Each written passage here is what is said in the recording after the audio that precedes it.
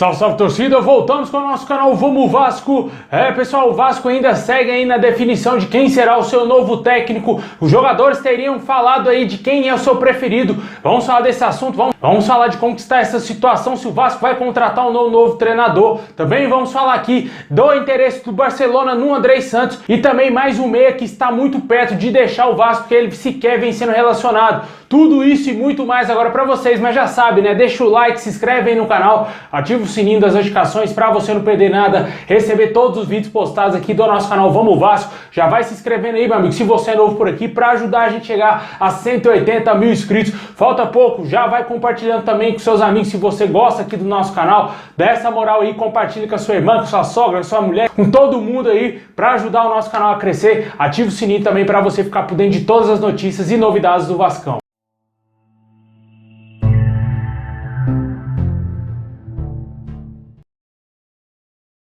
Bom, pessoal, o Vasco aí que vai enfrentar amanhã o CSA fora de casa às 8 horas da noite, precisa de todas as maneiras dessa vitória, né? A gente que vem falando aqui que a situação do Vasco segue um pouco favorável devido à boa vitória que o Vasco teve contra a Tombense, né? 3-1 em São Januário. A gente espera que o Vasco mantenha essa mesma postura nesse próximo jogo fora de casa. Muito importante o Vasco vencer e progredir na tabela. O Vasco, no mínimo, em caso de vitória, ficará na terceira posição. Se o Grêmio tropeçar, empatar ou perder o seu jogo, o Vasco poderá chegar à segunda colocação, ultrapassando o Clube Baiano e também o Clube Gaúcho e voltando à vice-liderança da competição, né? Como eu venho falando aqui nos vídeos, de acordo com alguns matemáticos, o Vasco precisa de 8 vitórias para voltar à elite do futebol. Amanhã já é um bom dia para o Vasco vencer o jogo, né, cara? Porque a gente espera uma boa vitória fora de casa, porque só vencer em São Januário pode ser que não seja o suficiente para o Vasco retornar à elite do futebol. O Vasco tem que manter um bom retrospecto também fora de casa, só que infelizmente nessa Série B os resultados não são nada favoráveis ao Vasco quando joga fora dos seus domínios, né? Infelizmente o Vasco vem pecando bastante,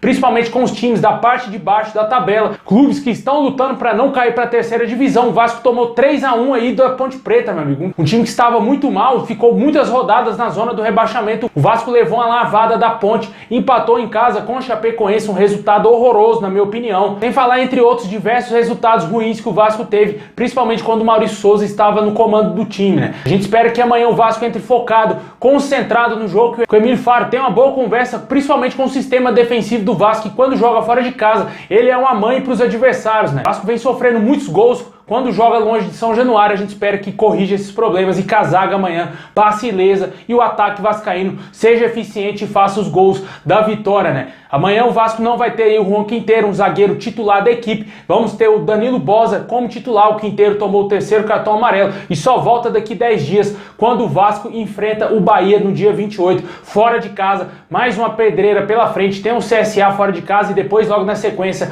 o Bahia. Jogos complicados. O Vasco tem que conseguir fazer o máximo de números possíveis nesses dois jogos aí, para ter uma maior tranquilidade dentro do G4. E o time amanhã deverá ser Thiago Rodrigues, a lateral direita Matheus Ribeiro, a zaga com Danilo Boza, Anderson Conceição, Edmar na lateral esquerda, o meio campo Yuri Lara, Andrei Santos, Nenê, e o ataque com o Gabriel Peck, possivelmente será titular no lugar do garoto Marlon Gomes, que só volta o mês que vem, vai ficar 20 dias aí parado, Alex Teixeira e também Raniel. Esse será o provável Vasco que enfrentará amanhã o CSA fora de casa, às 8 horas da noite. Deixem nos comentários qual é o seu palpite. Eu falei o meu mais cedo, né? Vai ser 2-1 Vascão. Vamos aí chutar, cara. Vai ser um gol do Nenê e outro gol do Alex Teixeira. Enfim, o Alex Teixeira fazendo seu primeiro gol com a camisa do Vasco. E o Vasco conseguindo essa vitória. Vai ser um jogo muito difícil. O Vasco sempre encontra dificuldades quando enfrenta o CSA. A gente espera que o Vasco consiga passar por cima de todas as adversidades, o péssimo retrospecto fora de casa, e vença amanhã esse jogo.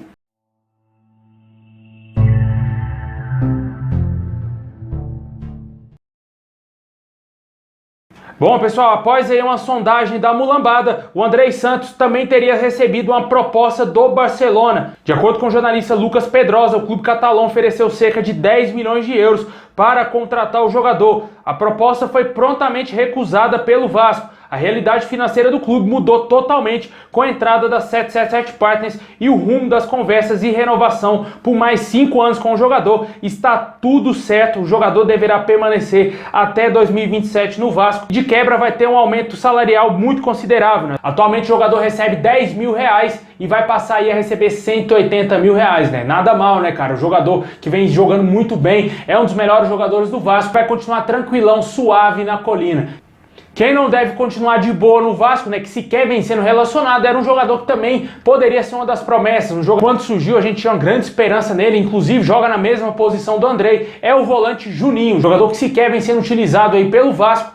Pode deixar o clube aí nos próximos dias. De acordo com as informações, o garoto Juninho deverá deixar o Vasco nesse mês ainda. Sem espaço, os empresários do atleta levantaram a possibilidade para o dirigente do Vasco, Carlos Brasil, e o Vasco não iria se opor para liberar o atleta em caso de uma proposta de 3 milhões de euros. Ou talvez em caso de um empréstimo com um passe fixado. Exemplo, se o jogador for para um time, por exemplo, ele vai para um outro clube da Série A, um Botafogo da vida, contrata o Juninho, o Botafogo, ao término do contrato, é obrigado a contratar o jogador. O Vasco entende que isso seria um bom negócio. Até o momento a gente não sabe o que o Vasco vai fazer com o jogador, ele está insatisfeito, não vem jogando. E com certeza, todos nós torcedores e o clube também está insatisfeito com o rendimento do jogador. O Juninho já tem muitos jogos, sequer entra nas partidas, mal vem ficando no banco de reservas e, diga-se de passagem, muito menos como titular. Eu acho que o último jogo dele como titular foi naquela partida contra o Guarani lá em Manaus, que ele foi muito mal, péssimo na partida, acabou se lesionando também naquele mesmo jogo. Depois daquilo ali ele não voltou a ser titular do time do Vasco. Deixa aí nos comentários o que você acha dessa situação envolvendo o Andrei Santos, a proposta do Barcelona que foi recusada aí. Agora o Vasco tem dinheiro, né? O Vasco da grana, e a saída do Juninho, que deverá deixar o clube em breve.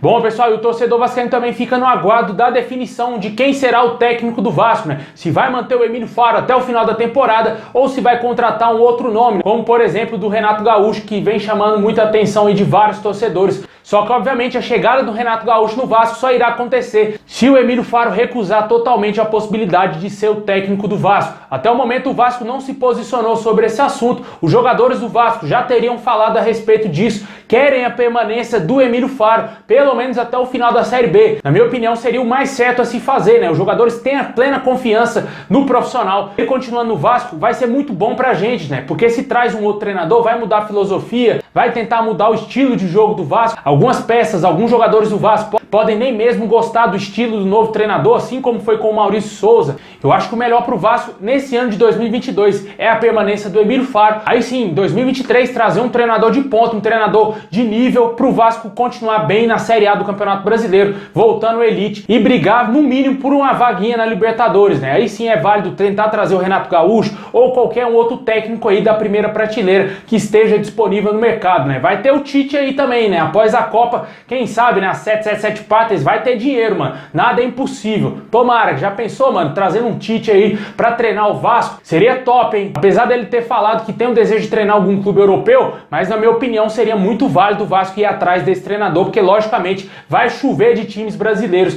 atrás do técnico da seleção brasileira após o Mundial. Deixa aí nos comentários quem pra você deve ser o técnico do Vasco. Eu, na minha opinião, minha primeira opção sempre é o do Emílio Faro, a permanência dele. Caso ele não aceite, o Vasco tente contratar um treinador, o Renato Gaúcho surge como a melhor possibilidade. Técnico estrangeiro, na minha opinião, está extremamente descartado, não deveria nem pensar, cogitar trazer um treinador estrangeiro a essa altura do campeonato. O Vasco precisando voltar de todas as maneiras à elite do futebol.